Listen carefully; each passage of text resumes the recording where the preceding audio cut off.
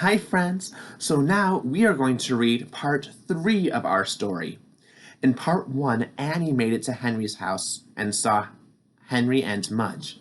In part 2 of our story, Annie was looking at the fish in Henry's room, right?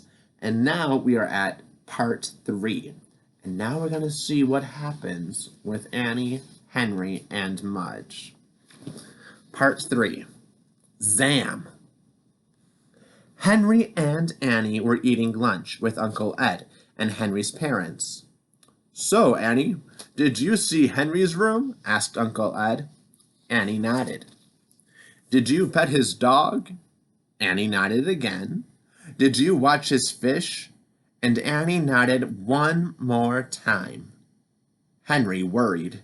What if Annie talked about the dog drool and the smelly tank and the dusty cookies? Henry's parents would feel bad, especially Henry's dad. He was even messier than Henry.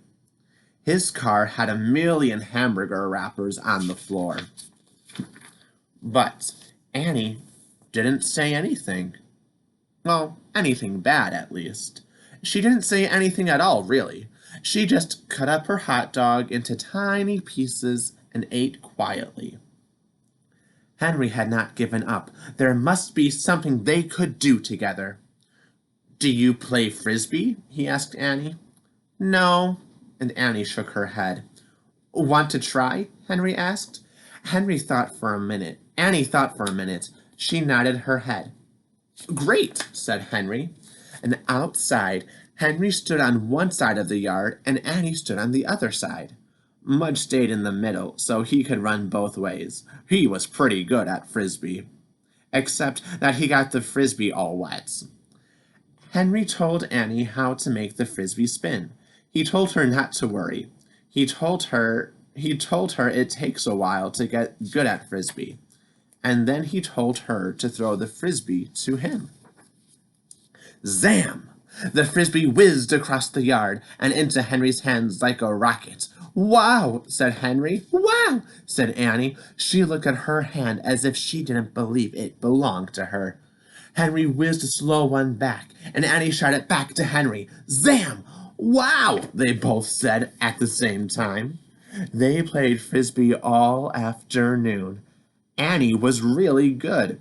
At first, she stopped a lot to dry off the frisbee after Mudge got it all wet. But pretty soon she got used to the dog drool and threw the wet frisbee anyway. Are they having a fun time? Yeah, they really are. After supper, Henry and Mudge and Annie played frisbee again until dark. Then they went inside to Henry's room. They were sweaty and dirty and tired, and they were hungry too.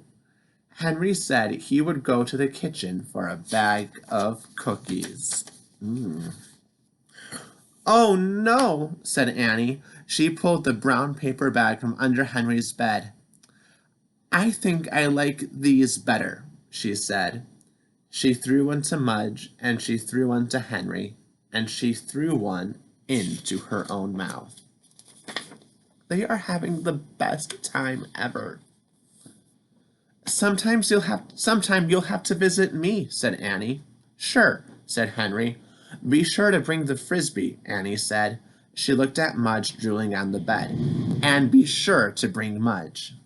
The next day, Henry and Mudge said goodbye to Annie.